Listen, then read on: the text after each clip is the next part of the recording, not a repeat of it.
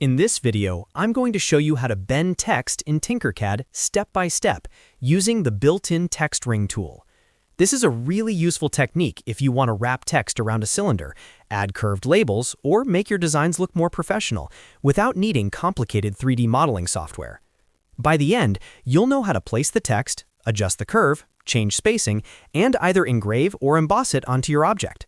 If this tutorial helps, please hit the like button and subscribe for more easy Tinkercad tutorials. All right, let's jump in. First, open Tinkercad and make sure you're in your design workspace. Once your work plane is ready, go over to the right side panel and look for shapes. From there, you can browse featured or all shapes and use the search function to find text ring. This is the tool that allows you to bend text around a circular path. When you see it, drag it onto the work plane. Now that the text ring is on your canvas, click on it so the inspector window appears. This is where you'll customize the text. In the text field, type the word or phrase you want to bend. Keep it short and readable, especially if you're wrapping it around a smaller object. Next, choose the font that fits your design.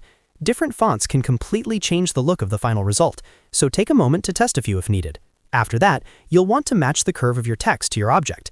In the inspector, adjust the radius or diameter slider until the curve looks right. This part is important because if the curve is too tight or too wide, the text may not sit properly on your model. If you're working with a bottle, cup, ring, or any rounded surface, try to compare the text curve to the shape of the object as closely as possible. Next, pay attention to the letter spacing. Use the letter spacing slider to make sure the characters don't overlap as the text bends. If the letters are too close together, the design can be hard to read, especially on tighter curves. If that happens, increase the spacing a little until the text looks balanced and clean.